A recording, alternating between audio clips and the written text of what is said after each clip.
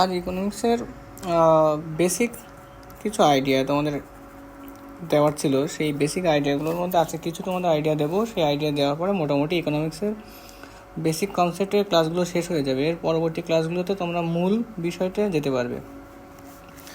চলো আজকে আমি কিছু বলি।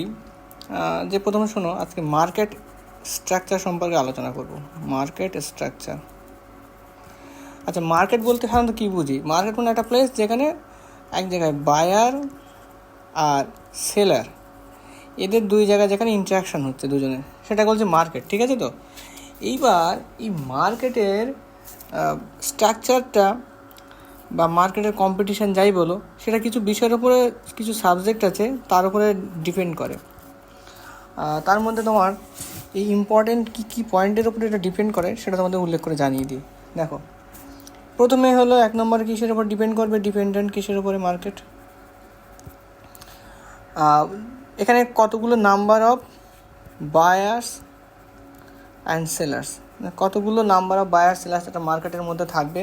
কিসের বায়ার সেলার্স? মানে যে কমোডিটি আমরা মার্কেটে যেগুলো ইউজ করি সাধারণত। আচ্ছা, 2 নম্বর কি? এইটা মনে রাখবে, freedom of entry and exit, মানে মার্কেট রুলসটা কেমন সেটা আমাদের ডিপেন্ড করে তারপর মার্কেট স্ট্রাকচার।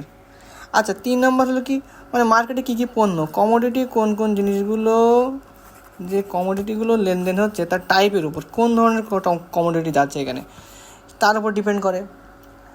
আর এটা 4 নম্বরটা হলো কি, নলেজ, মানে ধরো বায়ার আর সেলার, নতুন বায়ার সেলার যেমন হবে, যারা এক্সপিরিয়েন্স বা ভেটেরান, তারা তো অন্যরকমভাবে মার্কেটটাকে চালাবে না, তাহলে নলেজটা এখানে একটা রোল প্লে করে।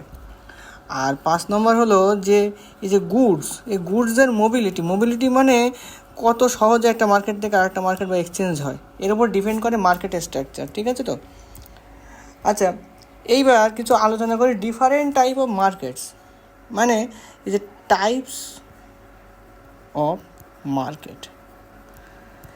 এ দেখো, আমি একটু আগে কি বলেছি যে যেখানে বিভিন্ন ধরনের ডিপেন্ডেন্টগুলো আছে, এবার সেই ডিপেন্ডেন্টের ওপরে নির্ভর করে না মার্কেটকে আমরা সাধারণত 5টা ভাগে ভাগ করতে পারি। কটা ভাগে ভাগ করতে পারি? 5টা।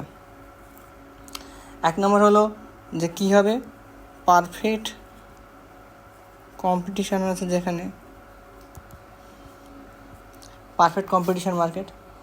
ঠিক আছে? তো আচ্ছা, 2 নম্বর মার্কেট কেমন আছে? মনোপলি। ঠিক আছে? তো 3 নম্বর মার্কেট কি আমরা বলি? মনোপলিস্টিক। ডিফারেন্সটা তোমাদের পরে বলছি যে মনোপলি আর মনোপলিস্টিকের মধ্যে কি। মনোপলিস্টিক। 3 নম্বর আছে কি? অলিগোপলি। ঠিক আছে? 4 নম্বর এটা গেল। আচ্ছা, আর একটা হয় লাস্ট, যেটা মনোপসোপলি, মনোপসনি। ঠিক আছে? মনোপসনি। এইবার দেখি 5টা মার্কেট কি একটু আলোচনা করে ছোটো ছোটোভাবে বুঝিয়ে দিই, ব্যাপারটা বুঝতে পারবে। প্রথম ক্ষেত্রে যদি বলি পারফেক্ট কম্পিটিশান।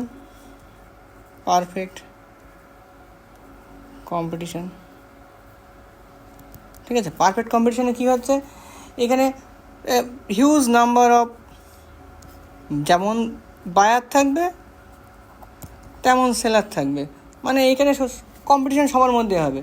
ঠিক আছে? তো সুতরাং এইখানে বায়ার সেলার দুজনেই থাকবে, সব কিছুর দামও আইডেন্টিক্যাল থাকবে, মানে একই রকম, কম বাড়া হবে না। আচ্ছা, এখানে ডিম্যান্ড যেমন থাকবে ইজিক্যাল টু সাপ্লাইও তেমন থাকবে, মানে এখানে সব আইডেন্টিক্যাল, আদর্শ বিষয় সব এখানে, যেটা বাস্তবে এক্সিস্ট করে না। ঠিক আছে? তো পারফেক্ট কম্পিটিশান কোনো মার্কেটে এক্সিস্ট করে না। আচ্ছা, এইবার তোমাদের বলি যে মনোপলি মানে বুঝতেই পারছো, মনো মানে একা, মানে কোনো একটা ব্যাপার আছে। এইখানে না শুধুমাত্র একজন মাত্র সিঙ্গেল সেলার থাকবে। ঠিক আছে? তো সেলার হলো সিঙ্গেল। ঠিক আছে? এইবার বায়ার অনেকগুলো থাকবে, বায়ার্স অনেকগুলো আছে। ঠিক আছে? তো ধরো বাজারে একজন আলু বিক্রি করছে। ঠিক আছে? তো এবার তার সঙ্গে আর কোনো ব্যক্তি আলু বিক্রি করছে না, কিন্তু অনেকজন ক্রেতা কিনতে যাচ্ছে, তাহলে এই ইচ্ছা মতো দাম বাড়াতে পারবে সেলার। ঠিক আছে? তো এইখানে কি একাই ব্যবসা করছে, একে বলছে মনোপলি। আর এমন ব্যাপার যে বাজারে কিন্তু কেউ আর আলু আদার্স বিক্রি করছে না। এর একটা বাস্তব উদাহরণ হলো রেলওয়ে। দেখো রেলওয়ে, ইন্ডিয়ান রেলওয়েতে টিকিটের দাম যাই করুক না বাবা কেন, তুমি কিন্তু নিজে একটা প্রাইভেট রেল চালাতে পারছো না। এখন বর্তমানে প্রাইভেটাইজেশন হচ্ছে, কিন্তু সেটা সাপেক্ষে বলছি না। তুমি কিন্তু রেলের ভাড়া যাই চাক গভর্নমেন্ট, সবাইকে কিন্তু তাই দিতে হচ্ছে। আমি বলতে পারছি না ভাড়া কমাও, বার্গেনিং করার কোনো জায়গা থাকছে না, কারণ নতুন করে তো কোনো কোম্পানি রেল চালাতে পারছি না, বা আমি নিজে পার্সোনালি চালাতে পারছি না। একটাই অ্যাভেলেবেল, এবং ওর কোনো কোনো সাবস্টিটিউট মার্কেটে অ্যাভেলেবেল নেই। সেক্ষেত্রে মনোপলি চলে, ঠিক আছে তো। আচ্ছা, এইবার মনোপলিস্টিক, দেখো এই ডিফারেন্সটা আগে বললাম মনোপলি, এবার মনোপলিস্টিক। মনোপলিস্টিকের ক্ষেত্রে ব্যাপারটা কি হচ্ছে, ধরো একই জিনিস বেশ কয়েকজন সেলার আছে, মানে ফিউ নাম্বার অফ সেলার, ঠিক আছে তো। এবং তাদের কাছে মোটামুটি জিনিসগুলো সেম আছে, একদম আইডেন্টিক্যাল না, কিন্তু একই রকম জিনিস আছে। এবং বায়াস, জানো মার্কেটে বায়াস প্রচুর আছে, বায়াস থাকবে, ঠিক আছে তো। দেখা গেলো এই ব্যক্তি বায়াসটা প্রথমে এই সেলারের কাছে গেল, মনে হলো যে এইটা আমি কিনবো না, ওর থেকে দেখতে এই জিনিসটা ভালো, এইটা কিনবো। দেখা বাজারে কাপড়ের মার্কেট বলা, 5টা কাপড়ের দোকান আছে। এই দোকানে গেলাম, দামটা আমার একটু হেরফের মনে হলো। এই দোকানে গেলাম, একই রকম জামা পেলাম না, কিন্তু একটু অন্যরকম জামা। এই দোকানে গেলাম, আর একটু অন্যরকম জামা। জামাগুলো আছে কিন্তু সবগুলো কিন্তু একই জামা নয়, কিন্তু সবাই কাপড়ের দোকানদার। মানে কিছু সেলার আছে, কম্পিটিশান আছে, মার্কেট ম্যানিপুলেশন হচ্ছে, কিন্তু কয়েকজন সেলার মিলে করছে। একদম এরকম নেই যে শুধুমাত্র একজনই জামা নিয়ে বসে আছে আর কেউ নেই। এটাকে বলছে মনোপলিস্টিক, ঠিক আছে তো। ব্যাস, এই কনসেপ্টগুলো তোমাদের আগে দরকার। আচ্ছা,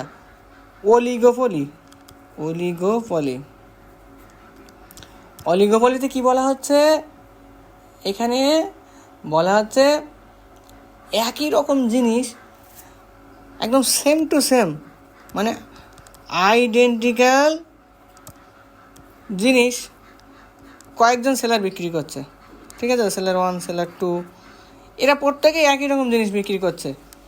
তাহলে কেমন হচ্ছে বলো তো।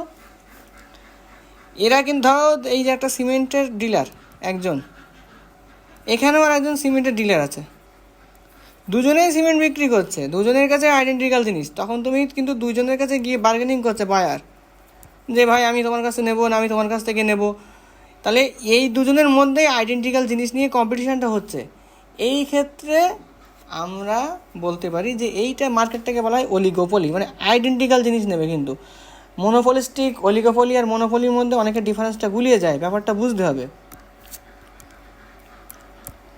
আচ্ছা, এইবার লাস্ট হলো কি, মনোপসনি মানে এইখানে উল্টো ব্যাপার হয়েছে, ঠিক আছে তো। দেখো কেমন হয়, যে বায়ার এত সময় সেলার নিয়ে পড়ছিলাম, বায়ার একজনই, সেলার আছে 1-2 থাকতেই পারে, 1-2 3 জন, কিন্তু বায়ার মাত্র একজন, ঠিক আছে তো। সেই ক্ষেত্রে আমরা বলি মনোপসনি। যেমন কি যে ডিফেন্স প্রোডাক্টে আমাদের এখানে বেশ কয়েকটা কোম্পানি ডিফেন্স প্রোডাকশান করছে, কিন্তু বায়ার কে? আমি তো ডিফেন্স প্রোডাক্ট কিনতে পারিনি, একমাত্র গভর্নমেন্ট অফ ইন্ডিয়া। তাহলে এই ক্ষেত্রে কী হলো, একজনই মাত্র বায়ার থাকছে, এটাকে হচ্ছে মনোপসনি। আশা করি ক্লাসটা ভালো লেগেছে, লাইক, শেয়ার অ্যান্ড কমেন্ট করুন।